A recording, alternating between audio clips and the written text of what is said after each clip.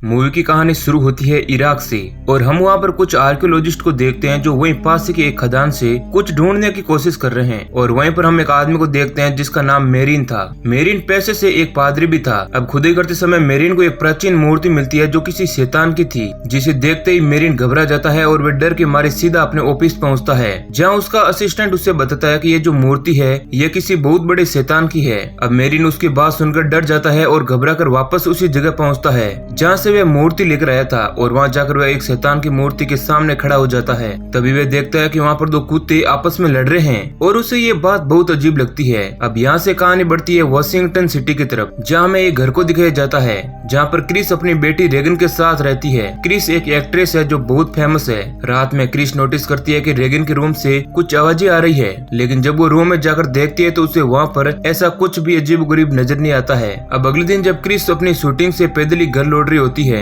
तो वो देखती है कि एक चर्च में एक पादरी वो किसी बात को लेकर अपने साथी कलीग पर चिल्ला रहा था। अब क्रिस वहाँ से अपने घर पहुँचती है और वो कुछ टाइम अपनी बेटी रेगन के साथ बिताती है। अब सीन शिफ्ट होता है और हम फादर डेनियम को देखते हैं जो अपने घर अपनी बीमार माँ की सेवा कर रहा है, जो कि मेंटली बहुत ही ज्यादा डिस्टर्ब है। और वो उसकी माँ से उसे किसी अच्छे हॉस्पिटल में एडमिट करने की बात करता है, लेकिन उसकी माँ उसे ऐसा करने से मना कर देती है। इधर हम वापस क्रिस और रेगन को देखते हैं जो अपना गोल्डन टाइम स्पेंड कर रहे होते हैं। क्रिस अपनी बेटी के साथ एक फ्रेंड की तरह खेल रही होती है। अब इसी दौरान क्रिस को रेगन के टॉय में एक मिस्टीरियस बोर्ड गेम मिलता है और क्रिस रेगन को उस गेम को खेलने का कहती है। और जैसे ही वो लोग उस गेम को खेलते हैं तो उस बोर्ड का एक टॉय अजीब तरह से उसे दूर हो जाता है। क्रिस को यह बात बहुत अजीब लगती है, लेकिन उसे लगता है कि उन लोगों को वो गेम खेलना ही नहीं आता है और ना ही रेगन उसे वो गेम खेलने देना चाहती है। अब रात होने पर वो दोनों सोने चले जाते हैं। जब रात में क्रिस को उसके असिस्टेंट का कॉल आता है जो कि उसे कल का शेड्यूल बताती है। तभी क्रिस देखती है कि रेगन उसी के पास आकर सो रही है। जहाँ पूछने पर रेगन कहती है कि उसके रूम का बेड बहुत ही तेज आवाज कर रहा है, इसी कारण डर के मारे वो उसके पास सोने आ गई है। अब यहाँ से क्रिस रेगन के रूम में जाकर देखती है जहाँ उसे वही लगातार आवाजें आ रही होती है,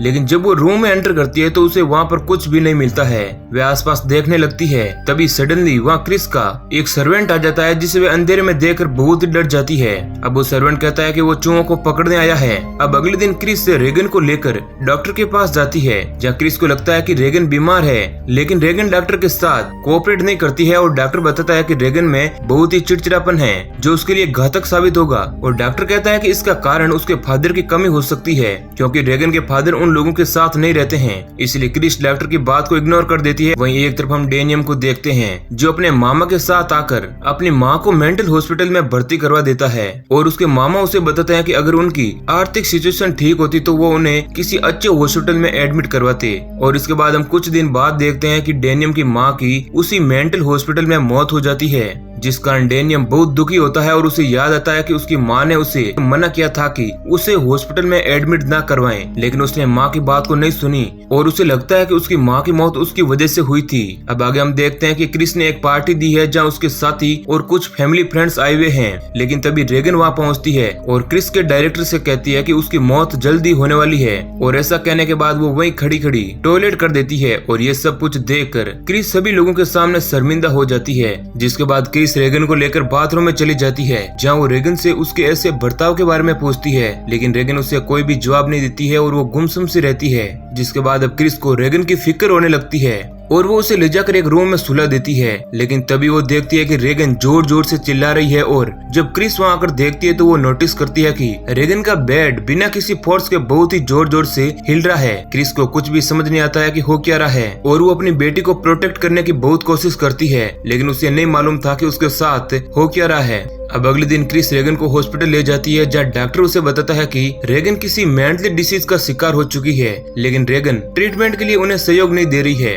अब डॉक्टर उसके सारे टेस्ट करते हैं, लेकिन रेगन की रिपोर्ट एकदम क्लियर थी, यानी रिपोर्ट के हिसाब से रेगन एकदम बिल्कुल ही स्वस्थ है। अब अगले ही दिन क्रिस डॉक्टर को अपने ही घर बुलाती है और वो लोग देखते हैं कि रेगन अपने बेड से उछल रही है और वो अपनी माँ से हेल्प मांग रही है, लेकिन उन्हें कुछ समझ नहीं आता है। और इसी दौरान रेगन पूरी तरीके से अपना आपा खो बैठती है और ऐसा लगता है कि शायद किसी स्पिरिट ने उसे कंट्रोल में ले लिया है। अब डॉक्टर उसकी मदद करने की कोशिश करता है, लेकिन इसी दौरान रेगन उस डॉक्टर पर ही अटैक कर देती है। लेकिन समय रहते डॉक्टर उसे बेहोशी का इंजेक्शन लगा देता है, जिससे रेगन बेहोश हो जाती है। इधर क्रिस रेगन की ऐसी हालत देखकर बहुत ही दुखी होती है और वो डॉक्टर से उसकी इस हालत का कारण पूछती है। तब डॉक्टर कहता है कि रेगन को स्प्लिट पर्सनालिटी डिसऑर्डर है। लेकिन डॉक्टर की ऐसी बातें सुनकर क्रिस को बहुत बुरा लगता है और वे डॉक्टर की इन सभी बातों को गलत मानती है और उसे ऐसा लगता है कि उसकी बेटी अभी भी ठीक है। अब अगले दिन क्रिस रेगन को लेकर एक बार फिर से हॉस्पिटल जाती है, जहाँ डॉक्टर एक बार फिर से उसका पूरा चेकअप करते हैं, लेकिन इस बार भी उन्हें रिपोर्ट्स में कुछ भी नजर नहीं आता है।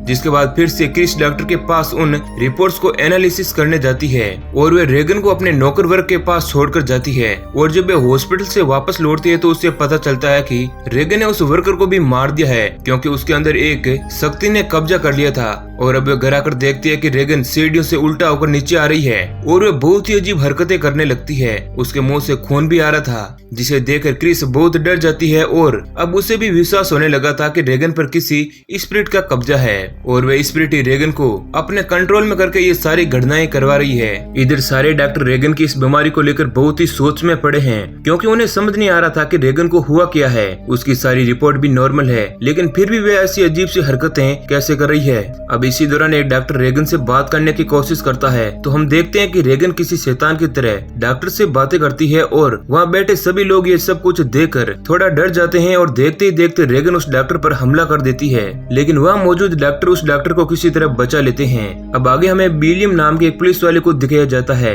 जो वर्क के मर्डर की इन्वेस्टिगेशन कर रहा है और वे डेनियम के पास पहुंचता है, क्योंकि विलियम को लगता है कि वर्क की मौत किसी एंटिटी ने ही की है। क्योंकि विलियम ने जब उसकी बॉडी को देखा था तो उसका जो सिर था वह पूरी तरह घुमा हुआ था और ऐसा सिर्फ एक एंटिटी ही कर सकती है। इसी कारण उसे लगता है कि डेनियम शायद उसकी कुछ मदद कर सकता है। लेकिन डेनियम उस पुलिस वाले को कहता है कि वह इस बारे में उसकी कोई भी मदद नहीं कर सकता है। वहीं एक और हम हॉस्पिटल में देखते हैं कि सारे डॉक्टर अब क्रिस को कह रहा है कि वे रेगन का इलाज नहीं कर सकते हैं, क्योंकि असल में उसे कोई बीमारी है ही नहीं, क्योंकि रेगन के अंदर एक स्पिरिट ने कब्जा करके रखा था और उसे सिर्फ एक पादरी ही मुक्त करवा सकता है।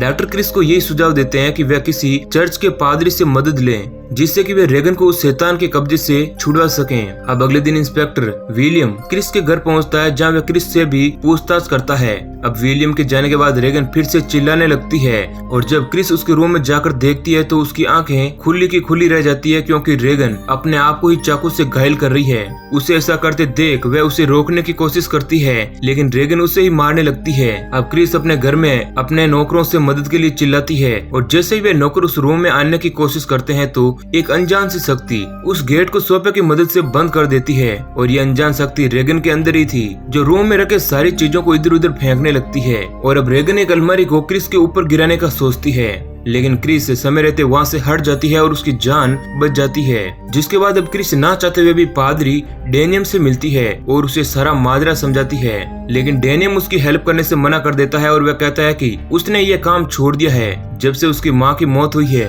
लेकिन क्रिस उसके सामने गिड़गिड़ाने लगती है और उसे कन्विंस कर लेती है। अब डेनियम जब रेगन को देखने घर जाता है तो वह समझ जाता है कि रेगन पर किसी एंटिटी का कब्जा है और रेगन के अंदर बैठा हुआ शैतान डेनियम को बताता है कि वही उसकी माँ की मौत का जिम्मेदार है और उसे बार बार गिल्टी फील करवाने की कोशिश करता है, क्योंकि रेगन के अंदर बैठा हुआ वह शैतान डेनियम के बारे में सब कुछ जानता था। और इसी दौरान रेगन डेनियम के ऊपर उल्टी भी कर देती है। अब डेनियम भी समझ जाता है कि ये सब स्पिरिचुअल पावर का ही काम है। अब क्रिस रेगन को किसी तरह ठीक करने के लिए डेनियम को कहती है, जिसके बाद पादरी डेनियम कहता है कि उन्हें सबसे पहले चर्च से परमिशन लेनी होगी और उन्हें यकीन भी दिलाना होगा कि रेगन पर किसी शैतान ने कब्जा कर लिया है। इसके लिए उन्हें रेगन की आवाज रिकॉर्ड करनी होगी। अब डेनियम रेगन की आवाज को रिकॉर्ड करता है और अपने साथ ले जाता है, जहाँ वे अपने एक असिस्टेंट के पास बैठकर उस आवाज को बार बार सुनता है और उससे पता चलता है कि रेगन ने अपने बातचीत में फादर मेरिन का नाम लिया है और फादर मेरिन कोई और नहीं बल्कि वही है जिसे हमने फिल्म की स्टार्ट में देखा था। अब रेगन की उस आवाज को सबूत बनाकर डेनियम चर्च के सामने पेश करता है, जिसके बाद उसे रेगन को यहाँ लाने की परमिशन मिल जाती है। लेकिन चर्च का हेड उससे कहता है कि तुम्हें अकेले ये सब कुछ नहीं करना चाहिए, उसे किसी एक्सपीरियंस पादरी को अपने साथ ले जाना चाहिए और वे पादरी मेरिन का ही नाम रेफर करते हैं। अब अगले सीन में हम देखते हैं कि डेनियम पादरी मेरिन के साथ क्रिस के घर पहुंचता है, जहां मेरिन डेनियम को बताते हैं कि तुम्हें किसी भी हालत में एक्सर्सिज्म को नहीं रोकना है, चाहे कैसी भी स्थिति हो।